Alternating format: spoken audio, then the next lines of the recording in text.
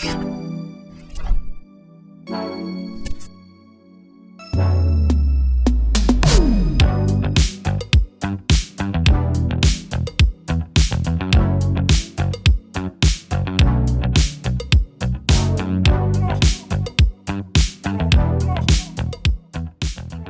up guys? Ako nga pala si Poy and welcome back sa channel. Alright, nabigyan ulit tayo ng pagkakataon na mag-cover sa Computex this year 2026. And the experience is more exciting kasi mas grabe na ang AI. Kung before kasi parang cloud-based lang ang AI, di ba? Ngayon, physical na siya, hardware na kasama sa components. Ang ibig sabihin lang kasi nito, mas mabilis ang process, hindi na kailangan ng internet dahil built-in na siya sa mismong device. Nagkaroon din ako ng chance na ma-meet ang chairman ng Tetra na si Mr. James Wang and TCA chairman na si Mr. Jason Cheng. Nag-opening ceremony sila, they talk about the next phase of AI development, what we can expect for future tech, mobility, and communication. Nagka-chance din kaming ma-meet in person si Mr. James Wang sa isang exclusive interview namin sa kanya. Ang dami niya ring na-share sa amin tungkol sa Computex at sa mga aabangan pa namin kaya mas lalo kaming na-excite. Nakapag-attend din tayo ng forum session with Mr. Mark Linton, Vice President ng Windows and Device Sales ng Microsoft. At shinare niya yung mga ilang Windows updates na magiging powerful, smooth at secure pa with the help of AI. Pagpasok ko ng exhibition center, alam mo yung para kang bata na pumasok sa Toy Kingdom? Ganun yung feeling eh. Ang daming PC rig, mapa-concept, mapa-custom, modified, unrealistic builds,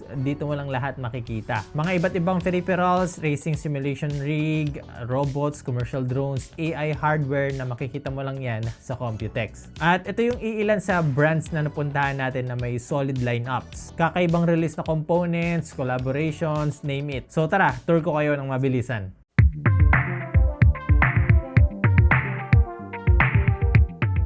Andito tayo ngayon sa AGI para ma-check yung mga latest tech na meron sila this year. At isa sa nagustuhan ko dito yung official collaboration nila with Dandadan. Team Ghost or Team Alien ka? Kung fan ka ng anime na to, kahit alin pa dyan, panalo ka dito sa AGI dahil may official product lineup sila dito. From portable SSD, memory card, to RAM, meron sila. This year, may bago rin silang release na product which is itong AGI Q series with thermochromatic tech. Basically, sa heatsink niya, may real-time thermal monitoring na nag-iiba ang kulay depende sa temperature. No need na ng digital display or monitoring or excess power sa rig sa concept na to. Kung magbubuo ka ng PC mo, check mo itong AGI kasi marami silang available na iba't ibang klaseng SSD, RAM, memory card na pasok for enterprise or business, gamers, and creators.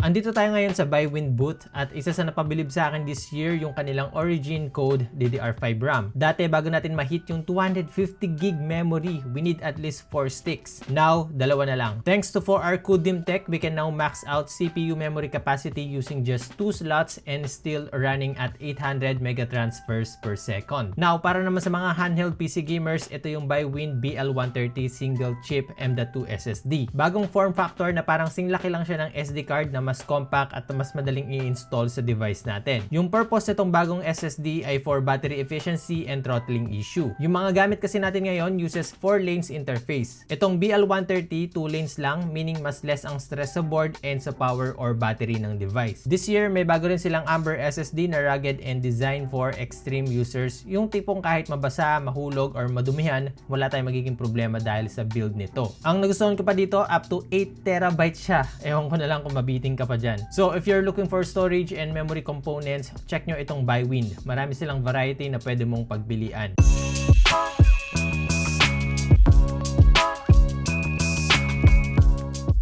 Hindi pwedeng hindi mo kilala ang Dark Flash lalo na kung nagbibuild ka ng PC. Nakilala sila sa mga white case na very affordable pero magaganda. And now, mas solid pa ang nire-release nila tulad na lang nitong Flowtron F1. Isa ito sa unique case na nakita ko kasi ang concept dito, nag-iwan sila ng space sa ilalim ng case para pwede natin siyang ma-customize depende sa trip natin. Anything na may imagine mo, pwede. Kompleto rin sila ng peripherals dahil ang goal ng Dark Flash dito ay para unibrand yung build mo. From gaming mouse, vertical mouse, mechanical keyboard na may iba't ibang layout and sizes, air coolers with monitoring display, liquid coolers, case fans to power supplies meron. At kung custom case naman ang hanap mo, lalo na kung babae ka, meron silang official collaboration with Sanrio. Yung creator ng Hello Kitty and Kuromi, kung kilala mo sila. Official collaboration to kaya yung details and print talagang nakadesign sa case. So yap, mapa-case, peripherals, coolers, or fan, meron yan sa Dark Flash. Kung may recommend man akong brand na gumagawa ng unique AIO coolers, isa na ang Trex. Kung gusto mo mag-build ng kakaibang rig, haluan mo ng Trex component. Tulad na lang nitong bagong release nilang Trex Holo AIO cooler. Ang unique dito yung pagpo-project niya ng floating 3D holo image sa loob ng chamber. Pwede mo siyang i-tilt, i-rotate, or ibahin ang angle depende sa gusto mo. Also, they partner up with Giphy para sa mga custom GIF na pwede nating ilagay dito, from Pokemon to One Piece character to memes, meron sa software nito. Pwede rin ang sarili mong picture or video kung gusto mo ng mas personalize. May iba rin silang AIO cooler na may AMOLED curved screen o kaya naman parang stage concept na pwede kang maglagay ng toy sa gitna, and again, pwede mo lagyan ng custom display. Pero para sa akin yung pinaka-use nito para mag-project ng data or usage ng PC like memory, temperature, and so. Kaya naman kung gusto mo ng futuristic, unique at modern PC rig, check mo ang mga AIO coolers ng Trex.